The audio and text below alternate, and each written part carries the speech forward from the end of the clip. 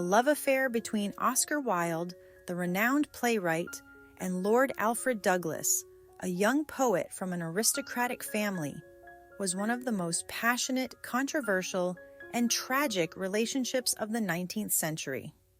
Their bond, forged in the glittering salons of London society, was both a source of immense creative inspiration for Wilde and the cause of his eventual ruin. This is a story of forbidden love, devotion, betrayal, and the devastating consequences of living in a society that could not accept their relationship. In 1891, Oscar Wilde was at the height of his career. Known for his wit, charm, and literary brilliance, he had already established himself as one of the leading figures in London's cultural and intellectual circles. Wilde was a married man with 2 children, but his sexual orientation had always leaned toward men, a fact he had to conceal in a society where homosexuality was not only frowned upon, but was illegal. Lord Alfred Douglas, known affectionately as Bosie, was a young, strikingly handsome poet, 10 years Wilde's junior. He came from an aristocratic family, the son of the Marquis of Queensberry. Bosie was everything Wilde admired, beautiful, passionate, and rebellious. When they were introduced through mutual friends in 1891, the attraction was immediate and overwhelming. Wilde, captivated by Bosie's youthful beauty and wit, soon found himself in the throes of a love affair that would consume him entirely. Bosie, though inexperienced and somewhat impulsive, was drawn to Wilde's intellect, charm, and the exciting life that came with being in his company. Their relationship blossomed quickly, with Wilde becoming infatuated, showering Bosie with expensive gifts, love letters, and poems. Their romance unfolded in secret, as societal norms at the time made it impossible for 2 men to openly express their love. Wilde, however, was unapologetically himself, and through Bosie he found a sense of liberation that allowed him to embrace his desires and live authentically, if only for a short time. Wilde and Bosie shared a deep intellectual connection, one that was fueled by their mutual love of art, literature, and poetry. Wilde often described Bosie as his muse, and their relationship inspired some of Wilde's most famous works. The witty and decadent dialogue in Wilde's plays, such as The Importance of Being Earnest, reflected the sparkling conversations they had together. Bosie, too, was a poet, though not as accomplished as Wilde. Wilde took on the role of mentor to Bosie, guiding him in his writing and encouraging his artistic pursuits.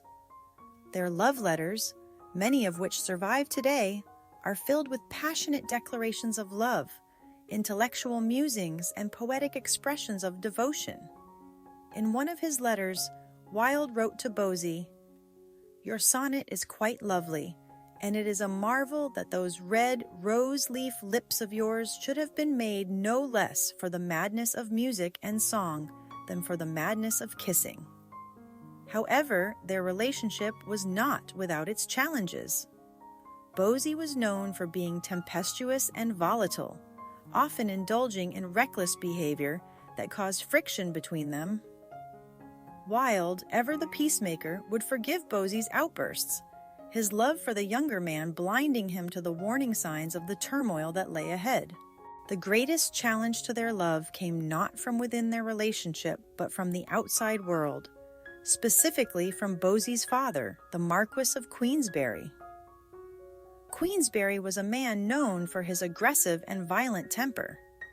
He deeply disapproved of his son's relationship with Wilde, whom he saw as a corrupting influence.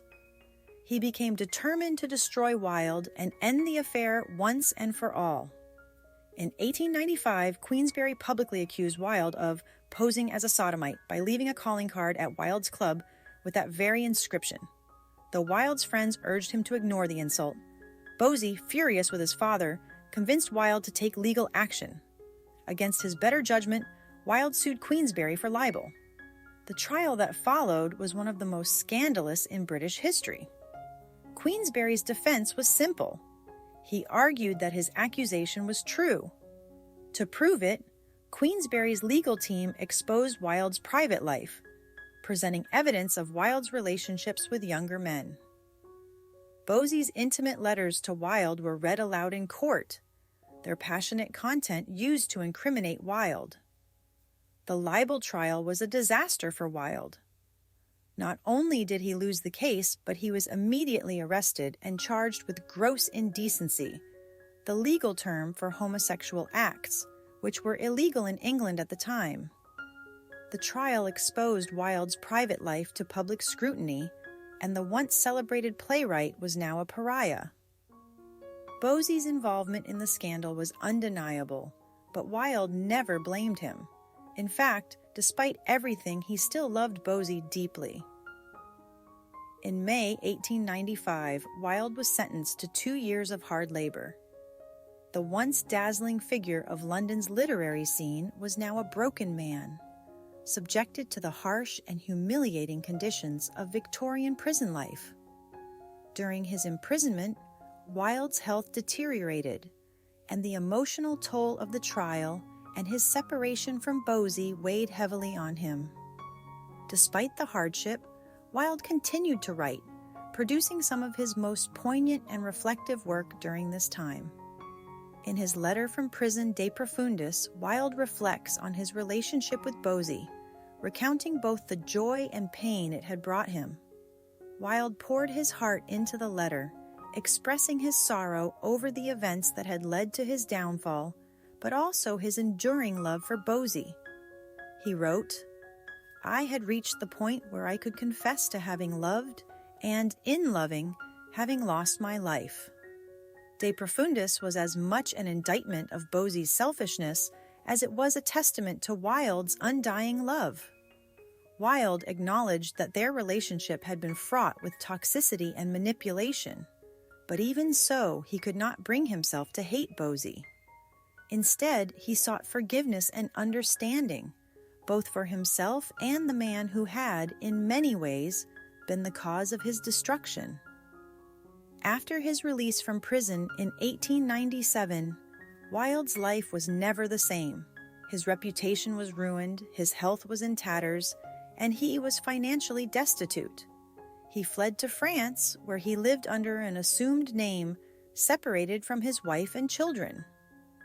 Though their relationship had been the cause of Wilde's downfall, Wilde and Boesie briefly reconciled after Wilde's release. They met in Naples, hoping to rekindle the passion they had once shared. However, the reunion was short-lived. The weight of the past, combined with pressure from Boesie's family and Wilde's own realization that their relationship had been ultimately destructive, led to their final separation. Wilde spent his remaining years in exile, estranged from the world he once knew. He continued to write but never regained the fame or fortune he had enjoyed before his fall from grace. In 1900, Wilde died in Paris, alone and impoverished, at the age of 46. Boesie, for his part, went on to live a long life, eventually renouncing his relationship with Wilde and even becoming an outspoken critic of homosexuality. Despite this, Boesie's name would forever be linked to Wilde's, and their love affair remains one of the most famous and tragic in literary history. The love between Oscar Wilde and Lord Alfred Douglas was one that defied the conventions of their time. It was a love that was both passionate and destructive, inspiring some of Wilde's greatest works while also leading to his downfall. Wilde's willingness to risk everything, his reputation, his career, his freedom, for the love of Boesie is a testament to the intensity of their bond. Their relationship, though marked by tragedy, has come to symbolize the struggle for love and self-expression in a world that sought to repress it.